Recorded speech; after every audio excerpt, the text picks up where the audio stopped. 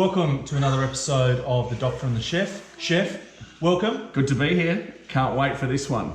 So we've had a couple of requests over the last couple of weeks over what we should review, and one of the top recommendations is that people would like us to review Goon. Goon, and here it is. So what we have here classics, it turns out. We have got for you today two fabulous boxes of wine.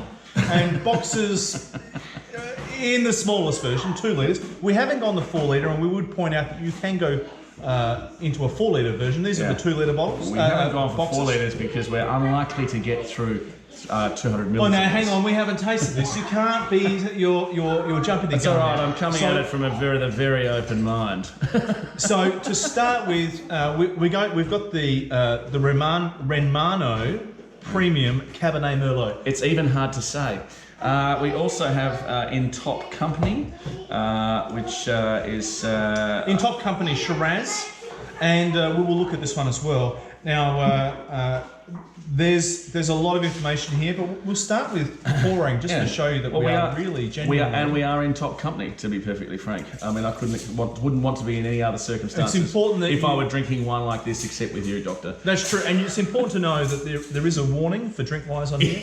Did you know your pour could be more than you think? And it certainly could be. We will find out. You might die from drinking it, but let's find out, shall we? Okay. Or disappointment, die of disappointment. I'm not sure which one it is. Let's go.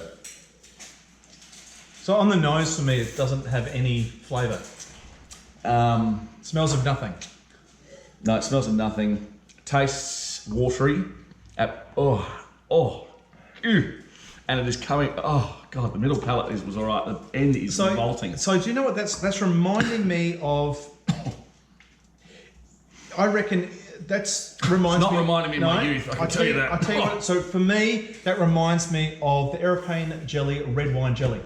That is the flavour that is coming through for me. It is not. There's nothing particularly good. special about it. What you're looking just for, if I was a red-coloured drink. If I were trying to summarise what you're going to say is there's nothing good about this wine.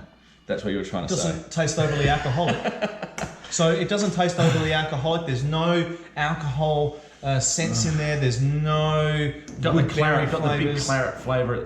Yeah, I couldn't recommend it really. No, not recommending it. Let's put that aside. I guess what is the equivalent of $3.75 a bottle. There's some value. We have obviously also reviewed the $2.99 and $3.49 bottles of wine.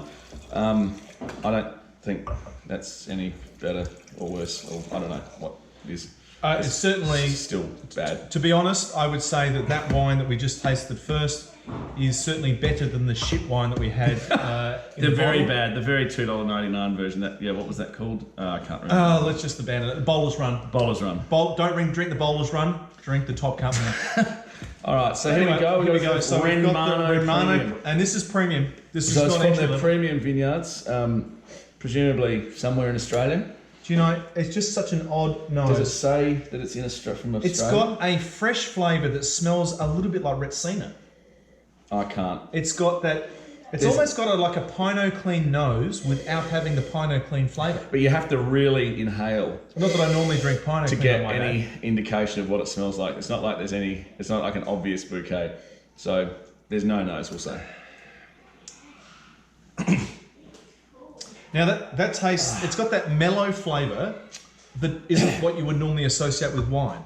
So I don't know how to describe it. It's still got the same cordially sweety sort of. It's got a bit of sweetness to it. There's not as clarity as this, although this is technically labelled as Shiraz. I mean, I don't know if it is or if it's got a percentage of Shiraz or whatever. But this one's got the Cab Merlot raspberry cordially stuff going, but a bit richer, I suppose, than the cheaper ones that we've had. Look, I wouldn't drink this, but no, and I probably wouldn't cook with it.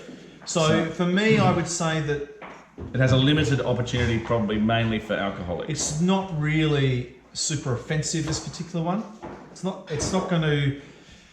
Yeah, no, it is. It's pretty offensive. It's pretty offensive. They're both offensive.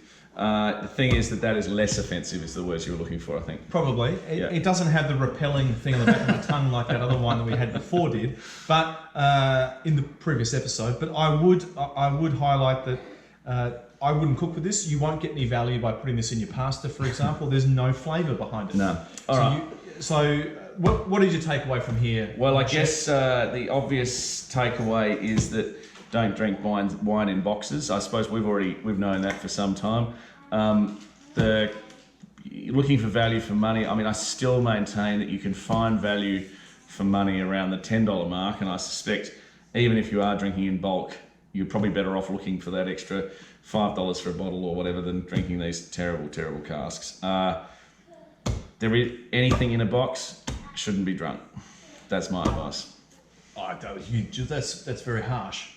It is what it is. But we may try some other box wines further down the track just to see if we can find others. Maybe the 4-litre casks. Maybe they're better. No, I doubt it very much.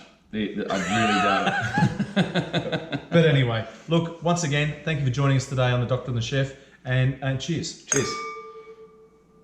No. Goodbye.